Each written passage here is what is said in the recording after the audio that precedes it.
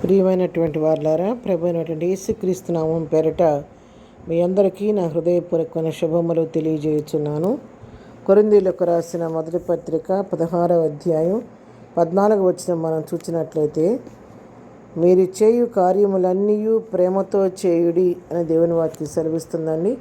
అవును, మనం ఏ కార్యం చేసినప్పుడు కూడా అది ప్రేమతో చేసినప్పుడు దాని ఫలితాన్ని మనం పొందుకోగలుగుతామండి.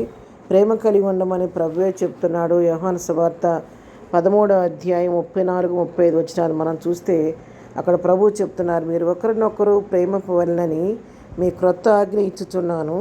నేను మిమ్మల్ని ప్రేమించినట్టే మీరును ఒకరినొకరు ప్రేమింపవలెను. మీరు ఒకరి ఎడల ఒకడు ప్రేమ గలవారైన ఎడల దీన్ని బట్టి మీరు నా శిష్యులని అందరూ తెలుసుకొందురనెను. దేవుని ప్రేమ ఎప్పుడైతే మనలో కనబడుద్దో దాన్ని బట్టి మనం దేవుని బిడలమని ఆయన శిష్యులమని లోకం మనం గుర్తిస్తుంది. కాబట్టి మనం చేయు కార్యములన్నీ ప్రేమతో చేయాలండి.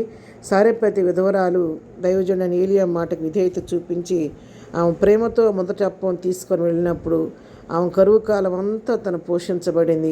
ఆ విధంగా మనము కూడా సనుగుతూ గొణుగుతూ కాకుండా హృదయపూర్వకంగా ప్రేమతో సత్కార్యములు చేసినప్పుడు దేవుని కొరకు ఏ కార్యం చేసినా దాని ప్రతిఫలం పొందుకుంటాం. కాబట్టి అటు ప్రేమ కలిగిన జీవితాలు అలవర్చుకొని ప్రభు కృపలో ముందుకు సాగిపోదాం. అలాంటి కృపా ధన్యత ప్రభు మనకందరికీ దయచేయునుగాక. ఆమేన్.